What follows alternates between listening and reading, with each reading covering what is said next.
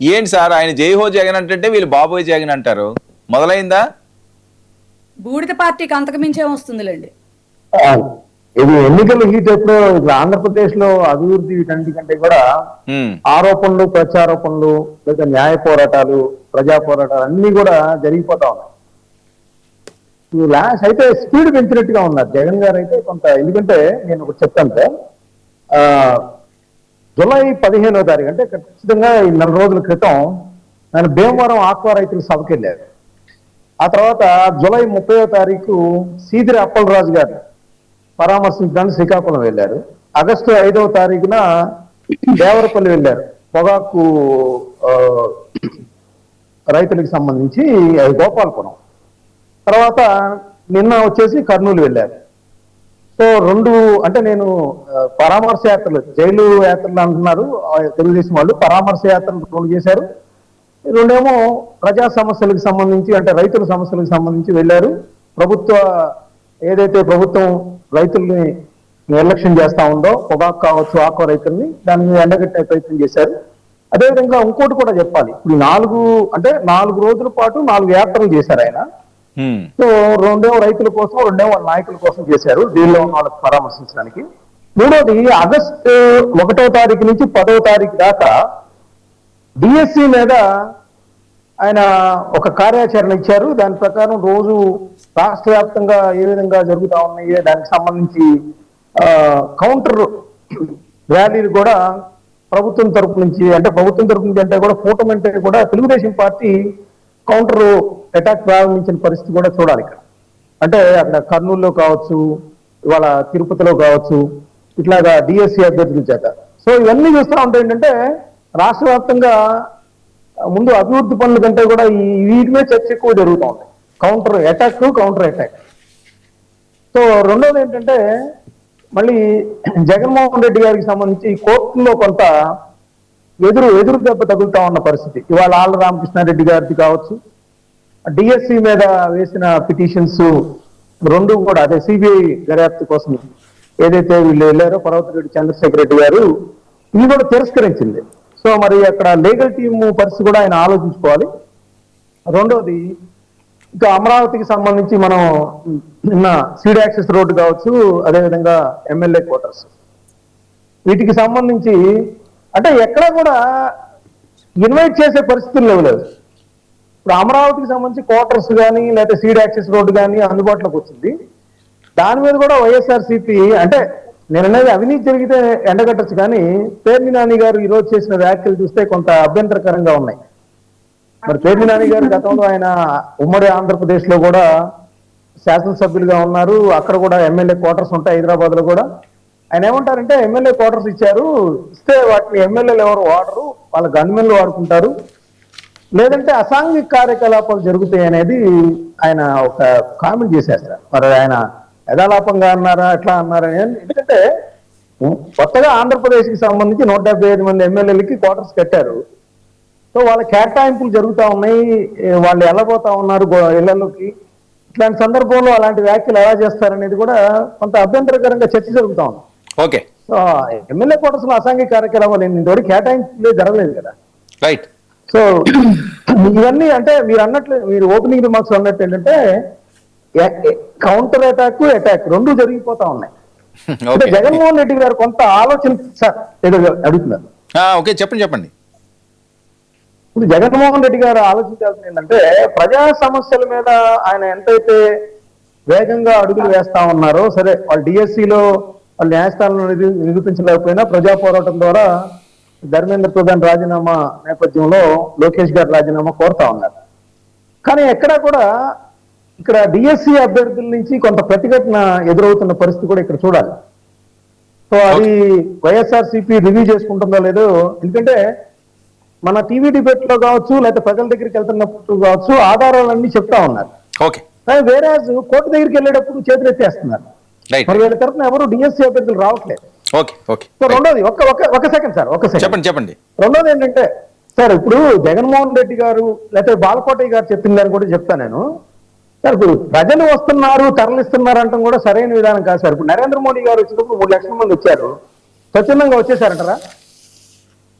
ఎలా చెప్తారు మనం? లేదు పవన్ కళ్యాణ్ గారు చంద్రబాబు నాయుడు గారు చాలా చోట్ల సభలు పెడతా ఉన్నారు, అధికారిక సభలు పెడతా ఉన్నారు. మీరు బస్సులన్నీ ఏర్పాటు చేయట్లేదా, తరలించట్లేదంటారా? సో అది డబ్బులు ఇచ్చే తీసుకొస్తున్నారు, వాళ్ళు అరేంజ్ చేసుకుంటున్నారు అనేది సరైన విధానం. మనకు వస్తేనేమో స్వచ్ఛందంగా వచ్చారు, వాళ్ళకు వస్తేనేమో డబ్బులు తీసుకొచ్చారు అనేది ఎట్లా అంటారు? మీరు అన్నారు వాళ్ళు వచ్చినప్పుడు నానా యాగి చేస్తున్నారు, లేదంటే వాళ్ళు పరామర్శ కోసం జైలుకి వెళ్తున్నారు, దాన్ని విమర్శించండి. కానీ జనాలు వస్తున్నారంటే డబ్బులు తీసుకొస్తున్నారంటే తప్పు కదా. అది ఎలా మీరు అంటారు? అంటే మీకైతే ఒక న్యాయం, వాళ్ళకైతే ఒక న్యాయం. ఇంకోటి కూడా అడుగుతాను వర్మ గారు, చింతాడు రవికుమార్ గారు ఒక ఎస్ఐ గారిని ఆ విధంగా రౌండ్ చేసి ఏదో కొంత అబ్యూజ్డ్గా ప్రవర్తించాడు అనేది చేశారు, ఆయన కూడా నడిపించారు, బాగానే ఉంది. బాలకోటి గారిని ఒక మాట అడుగుతాను సార్, గుంటూరులో ఒక మహిళని 10,000 రూపాయలు ఇవ్వలేదని మరి వాళ్ళందరినీ 9 మందిని అరెస్ట్ చేశారు కదా, తిప్పారా రోడ్ల మీద? ఎందుకని తిప్పాలి కదా వాళ్ళని కూడా. అక్కడ ఇంకా పరువు మొత్తం పోయిందండి, గుడ్డలూరు తీసేశారు. మీరు బాలకోటి గారు వెళ్ళి చెప్పాలి డీజీపీ గారికి, సార్ చింతాడు రవికుమార్ చేశారు, తప్పు లేదు. ఒక ఎస్ఐ గారు అన్నారు, మరి ఇక్కడ ఒక గృహిణి అన్నారు సార్, మమ్మల్ని అడుగుతున్నారు క్వశ్చన్స్, వాళ్ళు కూడా అలానే చెప్పండి అని అడగాలి కదా. అప్పుడే ప్రజలు మీ దగ్గర పక్షపాతం లేదనుకుంటారు. జగన్ గారి మీద మీరు చేసేవన్నీ కూడా నిజమని నమ్మే అవకాశం ఉంది. మీరు చెప్పేదేమో మీ వైపు ఉంటేనే ఒకటి, వాళ్ళ వైపు ఉంటేనే ఎట్లా? ఓకే అండి, చర్చిద్దాం. బాలకోటి గారు రెస్పాండ్. వర్మ గారు, మీ ద్వారా చెప్తున్నా, అన్న మొత్తం పట్టుకోనక్కర్లా, ఓ 2-3 మెతుకులు పట్టుకుంటే చాలు. ఒకటి, మేము ఎప్పుడు కూడా బాంబే వెళ్ళిపోయి కాదంబరి దేవిని ఎత్తుకొచ్చినట్టుగా ఎవరిని ఎత్తుకురాలా. నాడు ఒక ఆడబిడ్డని ఐఏఎస్ ఆఫీసర్లనే ప్రత్యేకమైన ఫ్లైట్లో వెళ్ళి ఎత్తుకొచ్చారు. 45 రోజులు కొండ మీద పెడితే రాష్ట్రంలో ఆమె ఉందే లేని కూడా తెలియదు ఎవరికి.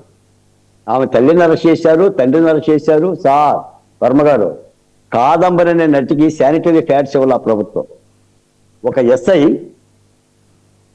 అటెంప్ట్ ప్రయత్నం కూడా చేశాడు. మేము ఏనాడు రఘురామకృష్ణరాజు గారిని ఎత్తుకొచ్చినట్టుగా ఏ వైసీపీ నాయకుల్ని పోలీసులు ఎత్తుకురాల. ఏనాడు కూడా దయచేసి క్రాస్ టాక్ వద్దు. మీరు మాట్లాడినప్పుడు ఎవరు మాట్లాడలేదు, చాలా సేపు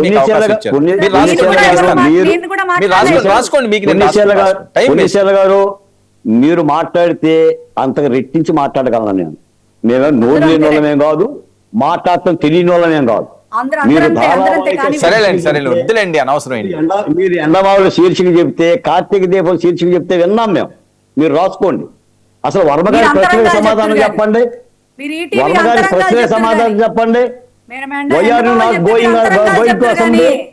కాదండి వర్మ గారు, నేను చెప్తున్నాను విశాఖపట్నంలో సముద్రం తెచ్చింది జగన్మోహన్ రెడ్డి గారే, బందర్లో సముద్రం తెచ్చింది జగన్మోహన్ రెడ్డి గారు. ఆర్ యూ హ్యాపీ పుణ్యశీల గారు? ఈ 2 సముద్రాలు తెచ్చింది జగన్మోహన్ రెడ్డి గారే కదా. విషకొండ కట్టినట్టుగా ఏం చేశారు 5 ఏళ్ల పరిపాలన అమరావతిలో అని చెప్పారు. వర్మ గారు అడిగిన ప్రశ్నకు మీ దగ్గర సమాధానం లేదు. మాతో మీరేం మాట్లాడతారు చెప్పండి. బాధితులు రోడ్డున పడుతుంటే, పరామర్శిస్తుంటే, ఒక మాజీ ముఖ్యమంత్రి అయ్యుండి ఇప్పుడు చెప్తున్నాం అమరావతి అన్స్టాపబుల్, అమరావతి అన్స్టాపబుల్. ఇంత మిత్రులు చెప్పారు. పేర్ని నాని ఏం చెప్పాడు? ఎమ్మెల్యే కోటలో అసాంఘిక కార్యక్రమాలు జరుగుతాయంట. మరి ఆయన అధివేశం చెయ్యం అసాంఘిక కార్యక్రమాల్లో. జగన్మోహన్ రెడ్డి గారు కూడా కోటర్ ఇస్తారుగా వర్మ గారు పులివెందుల ఎమ్మెల్యేగా జగన్మోహన్ రెడ్డి గారు కూడా కోటర్ ఇస్తారు, ఎమ్మెల్యే భవనం ఇస్తారు. మరి అందులో కూడా అసాంఘిక కార్యక్రమాలు జరుగుతాయా? పేరు నాని గారు చెప్పాలి.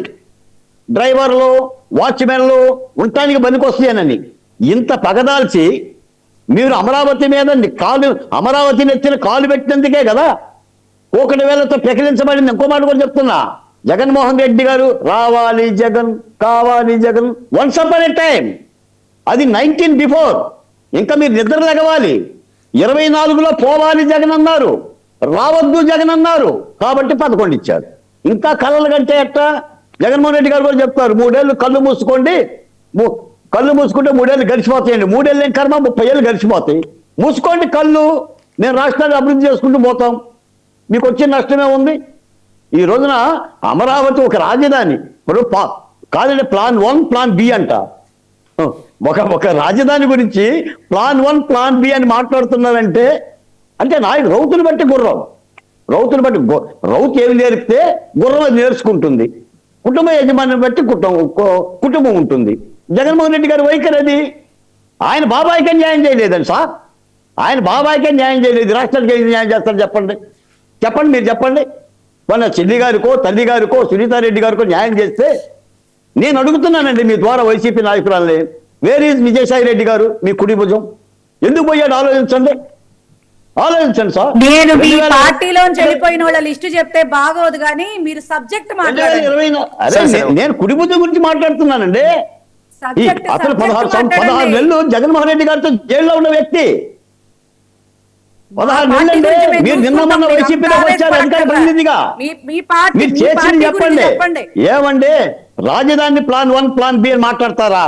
మొన్నటిదాకా 5 ఏళ్ళు ఆంధ్రప్రదేశ్ కి రాజధాని ఎక్కడ ఉందో అంటే 4 దిక్కులు చూసాం, తూర్పు పడమర ఉత్తరం దక్షిణం. అది కదా మీ రాజధాని. Where is the 3 Capitals?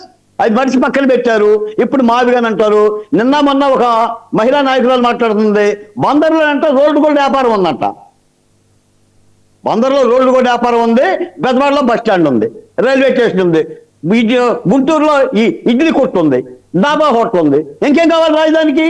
ఇదా? వర్మ గారు, కొంతమంది నాయకులు మోకాల వరకు చూస్తారు, చంద్రబాబు నాయుడు గారు ముందు వరకు చూస్తారు. That is the visionary.